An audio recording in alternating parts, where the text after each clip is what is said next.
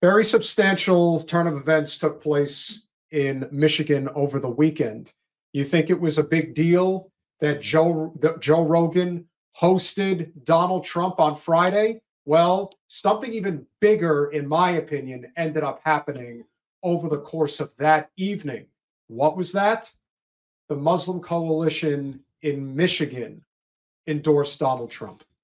That's pretty insane when you consider his rhetoric and the things that he said. But as I've often said, Trump is the challenger. He is not in power. He cannot make decisions as of this moment. Who's to suggest, being the crazy wild card that he is, that he might make a different decision? You people are really great to help me win. I totally have to give you a break. Do I think that them endorsing him would make him not be gung-ho on a Muslim ban? Yeah, I do think that. I do think that that's possible. Well, let's see, especially in Michigan. I mean, in general, I mean, he just goes with whoever's talking to him and whoever compliments him the most. And he doesn't have an ethos. Well, let's see what they had to say. Good afternoon, Michiganders. As the president said, we just had a positive meeting with President Trump. We as Muslims stand with President Trump because he promises peace. He promises peace, not war. You know, that's silly. The guy that murdered Soleimani promises peace. Donald Trump because he promised to end war in the Middle East and Ukraine. I do think he'd handle Ukraine better. The bloodshed I actually do think has to I mean, Trump is stop. a wild card. There's no way All over the world. That's the point. The other thing that you have to remember, and this is just an example of what happens when the party is completely corrupt, and we're going to get to that clip shortly after, guys. You know, we're going to talk about what went down on CNN. When you have a completely Manchurian candidate, the most how did you describe Kamala as a candidate? She's Hillary in a Kamala suit. Even worse than that, I mean, she is a person without an independent thought as a candidate. She does not deviate from the script in any way, shape, or form. She has no independent thinking. She refused to meet with this group like she's refused to meet with pretty much every Muslim group. She won't go on with Joe Rogan. So Trump, being the salesman that he is, hey, listen, we should totally meet. This will be a great meeting. Yes. We'll have a great conversation. We're totally going to end this totally terrible thing that's going on. You know what? When you have nothing else to go on at this point, why the fuck not? Yeah.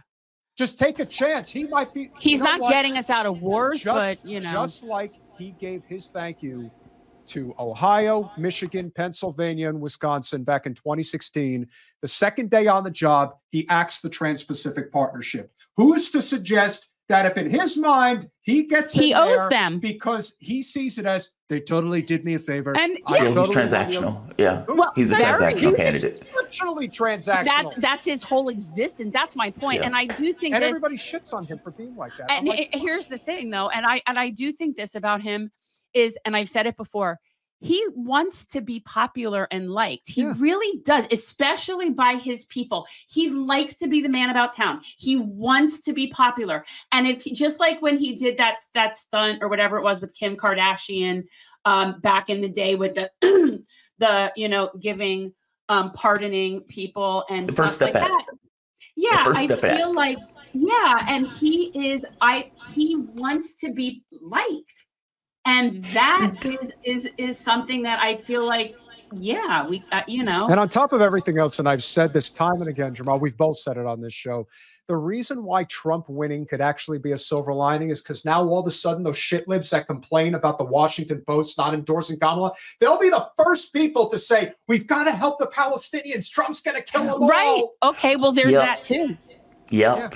You know it's going to switch. You know it's going to switch. Yep. I think this man can make that happen. No, go ahead. Oh, I was just going to say, I really think Harris should have went on Joe Rogan. Oh, for sure. Donald Trump went on there, crowd surfed, 3 hours, give or take. Yeah. The reality of it is she needs to get out of this notion.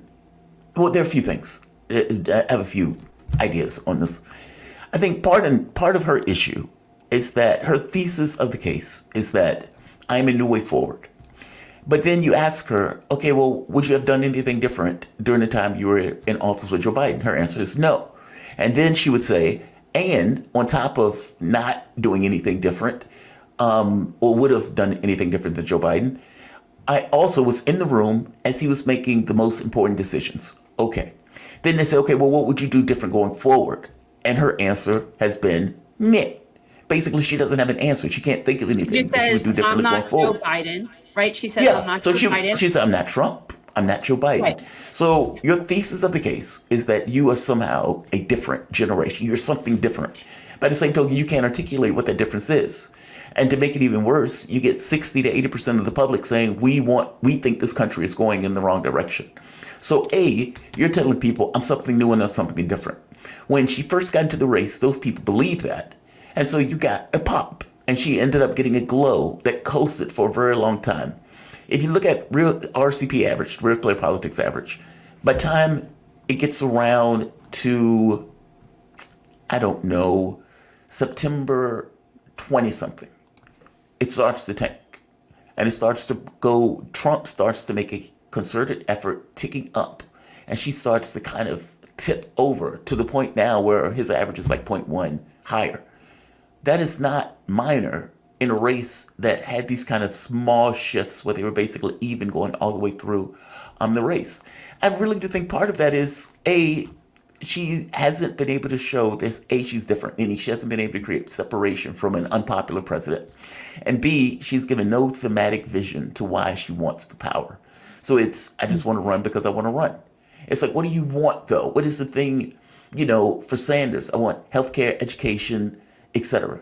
That was his thing. He was a fighter for the worker class. Yeah, Obama but wanted she needs healthcare. to call for management. She needs to do, like my friend and I have this thing, like she was a hostess and you're like, I need a manager.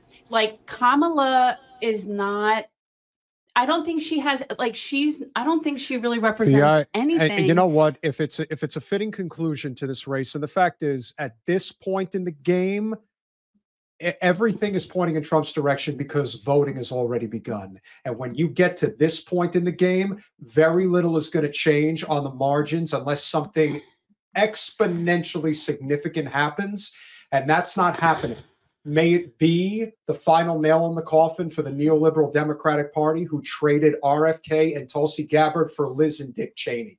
May that be their final nail. May it be. I don't know if it will be or not, but we'll see.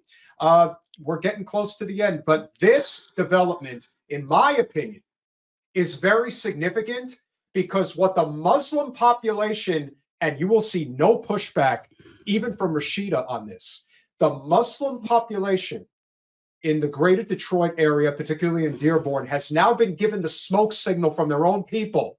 Go out there and vote for Trump. And they're angry. Finish the job. That's what they're telling me. And let's look at what the margin was that Biden won Michigan by. Not a lot. So it was 150,000. Yeah.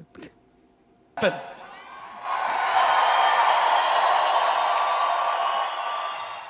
I personally believe that God saved his life twice for a reason.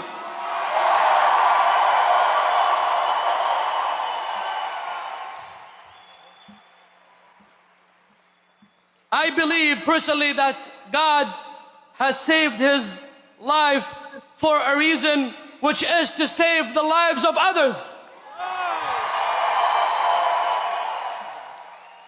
We support Donald J. Trump for his commitment to promoting family values and protecting our children's well-being, especially when it comes to curriculums and schools.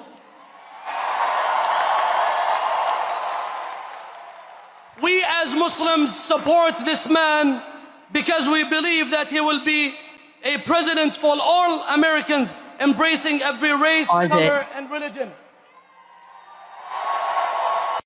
Ironically, at this same rally, was this where the other guy threw the Puerto Ricans under the bus? No. Okay. That was Madison Square Garden. Okay, I'm just saying. I think that would be kind of like a funny thing. It's like we're yes with the Muslims, down with the Puerto Ricans. Like they're just no, and that's but you know what? And we do have a clip of it, and we could talk about it afterwards. But it was all these bad comments was made by this guy Tony Hinchcliffe, who is a stand-up comic. I don't want to watch him, and I'm scared that you're going to make me watch Rudy Giuliani because that man needs to be like taken. He needs to be thrown in a cage, not like a like an actual cage. Like he needs to be thrown in a cage. Yeah, that's what thing was. He needs to be put down like a rabid dog. That's what I'm saying. All right, we'll finish this up.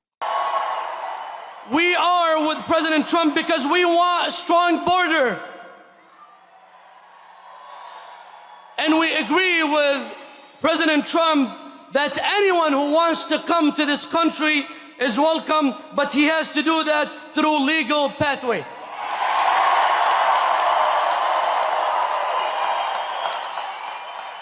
We are with President Trump because we want a strong economy. Don't you want that? We are with President Trump to make America great again through peace and justice for all. And it's good to want things. That's what I always tell Michiganders, I have 2 predictions for you for the next 6 months. Are you ready? Number 1, the Detroit Lions will win the Super Bowl. That'd be nice. Ready for the second prediction? I can't hear you. Are you ready? The second prediction is Donald J. Trump will be the 47th president of the United States of America. Well, so he's going to be right on that. Maybe somebody should be putting money on Detroit for the Super Bowl because this guy's. God bless you all and God bless America. All right, don't make me listen to Trump. And that image, really great job. You did a great job. Totally appreciate your statement. We're going to look into it. We're going to look right into that. But the idea that this only happened because Kamala, and again, I have to stop referring to her as Kamala, just as what have I been saying for the past 3 years? I've been saying President Blinken for the past 3 years. That's not who's in charge of the party, though. That's more of like a Clinton thing. It's a Clinton thing. Be it as it may, I don't look at Kamala and I don't look at Joe as anybody calling any shots. I definitely look at Trump as somebody who calls a lot of the shots. There's no question about that. And I think that's don't take away agency from Joe Biden. Joe Biden has been doing this for 47 years. He has a very clear geopolitical direction that he goes. Even if he's out of his mind, he knows, right, I want to go that way. And that way he's doing it even if it even if it wasn't whoever his surrogate is doing it on his incapacitated self, that's him anyway. He knows what he's doing. I mean, like we may look at this and think that this is not U.S. policy. I know people think this is the tail wagging the dog. I don't know that. I don't know if this is the tail wagging the dog at all. Joe Biden has said he's a Zionist on many occasions. He's saying if Israel didn't exist, we create it. It's our little colony in the Middle East. It allows us to have pieces on the board in the Middle East in a way that we don't necessarily have our fingerprints on directly.